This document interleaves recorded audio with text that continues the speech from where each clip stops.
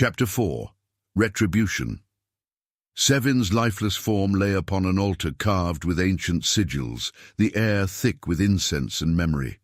The Abgel family's garnet medallion pulsed, its glow a living heartbeat, not mere ornament, but a beacon calling a warrior's soul across the void.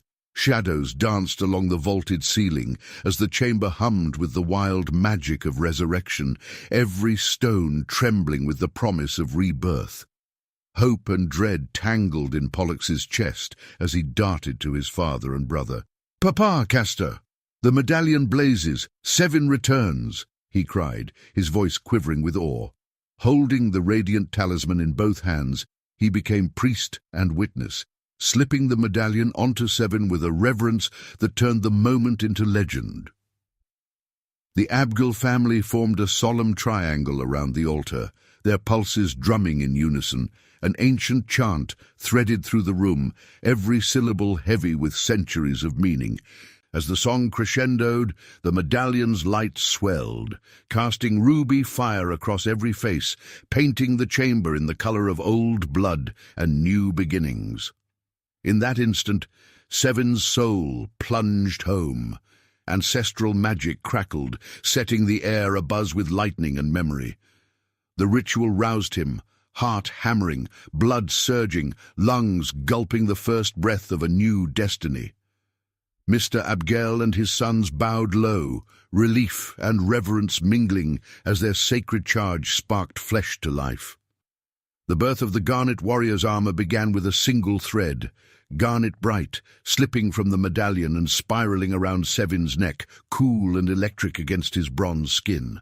More threads unfurled, weaving outward like veins of living fire. Crimson filaments spun in a furious dance, inscribed with runes and shifting sigils that burned and vanished with every heartbeat. The air thrummed as the magic cocooned Sevyn, layering his body in lattice and plate, first a mesh of chainmail, then plates that glowed from within, then ornate pauldrons and gauntlets alive with the glyphs of heroes past. Each detail shimmered with power, the scent of ozone and ancient storms filling the room as the Abgels watched in breathless awe. The cocoon of light peeled back, unveiling Sevyn enrobed in garnet armor that shimmered with promise and prophecy. A black shimmer wrapped his head and face, lending an air of myth and mystery. As his eyes fluttered open, the medallion's glow burned in their depths. The chamber brimmed with awe. Here stood the Garnet Warrior, a legend resurrected, destiny humming at his fingertips. Sevyn gasped, swinging his legs down to meet the altar's chill, the stone anchoring him to this new world. The Abgel family welcomed him with joy, a chorus of voices whose song carried echoes of every warrior before him. Their devotion wrapped him in warmth, a shield against the unknown. Sevyn approached Mr. Abgel, who raised a dagger of pure garnet, its blade catching the light like a shard of sunset. The weapon was beautiful and deadly, the spear point of an ancient promise. Sevyn met Mr. Abgel's gaze, took the blade, and drew it across his palm, blood blooming, crimson and sacred, to fill the dagger's hilt. The oath sealed in blood bound him now, to the Abgel family, to the Wu Shang Society's New Orleans chapter, and to the legend he was born to inhabit. "What just happened? I felt like a puppet. How did you do that? What's happening to me?" Sevyn's voice trembled as he looked at the family, who bowed deeply in respect and loyalty. "We are the Abgel family, loyal to the Wu Shang Society's New Orleans chapter. We serve you, my lord," Mr. Abgel said. He and his twins faced Sevyn with steady voices and serious expressions. "My lord, what era is this?" Sevyn said, disbelief in his voice. "Call me Sevyn. I'm not a lord." His words lingered in the silence. "On the contrary," Mr. Abgel said, "you are our lord, our chosen Garnet Warrior. We help you fight the creatures that threaten us." He gestured toward the world beyond the room. "NOC is the Wu Shang Society's Western headquarters. The High Council has kept your things safe upstairs in our funeral home. All your weapons are waiting for you. This may be hard to accept now, but you will understand in time. Come with me, he said, motioning for Sevyn to follow. Wait, I remember. You were there when I died, Sevyn said suddenly. Your face was painted like a skeleton, and your eyes glowed red. You met me at the crossroads. He followed Mr. Abgel upstairs, tense in the dim light. Yes, that was me, Mr. Abgel said.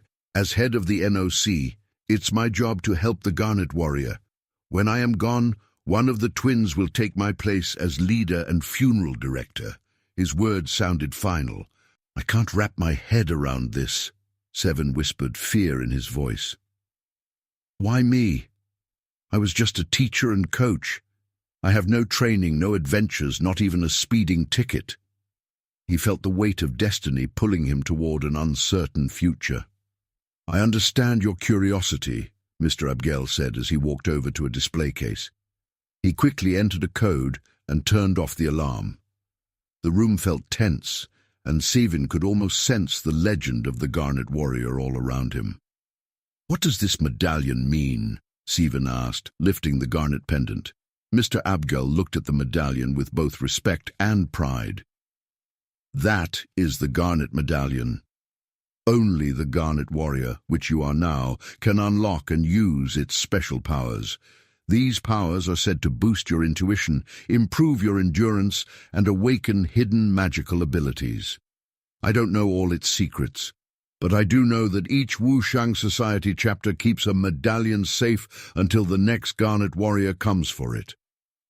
You can think of each medallion as a piece of a larger spiritual garnet stone, holding magic that stays quiet until the chosen warrior returns and wears it, he said, showing how vital the Garnet Warrior's role is. Sevyn asked, How long since anyone wore this stone? Mr. Abgel frowned, thinking, It's been a long time, even before I was born. If I had to guess, it's been almost 100 years since the last blood oath between the Garnet Warrior and the NOC. This medallion has been waiting for the chosen one for generations. Does each state have a chapter? Sevyn asked, trying to grasp the structure. Almost.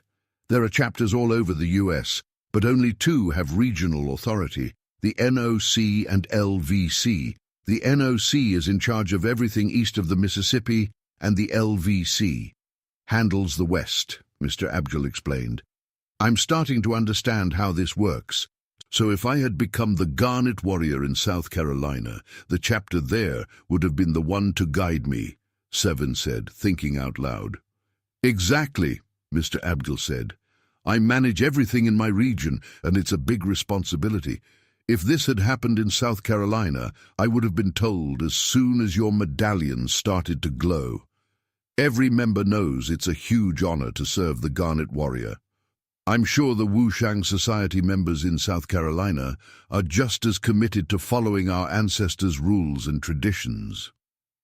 Sevyn nodded, his mind racing and his heart pounding, as he tried to make sense of the leadership and secrets around him.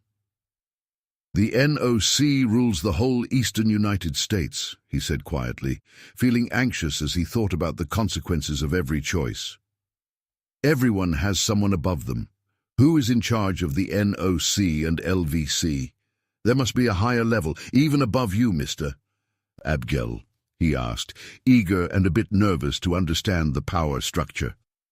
Mr. Abgel looked at Sevyn steadily and spoke in a calm, even voice. Aside from you, I report to a superior who holds a prestigious position on the High Council of our organization. The High Council is the pinnacle of our hierarchy. No one stands above its esteemed members. Each week I provide my superior with a comprehensive update, detailing all noteworthy events in my region, he elaborated.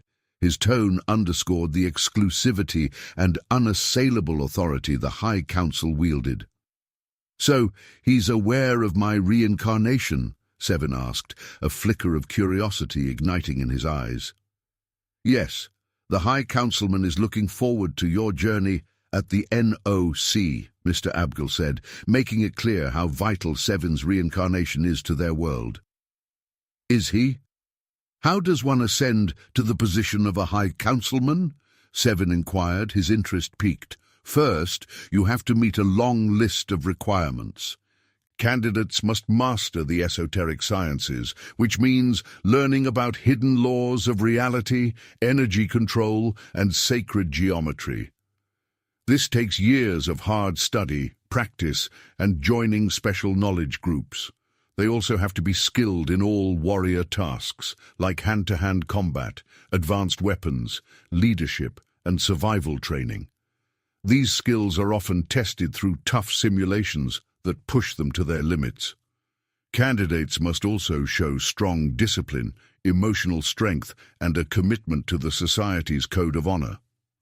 Finally, you need to be a regional chairman for at least 5 years, running complex operations and showing you can unite different groups under one vision, Mr. Abgel explained, describing the challenging path to high office.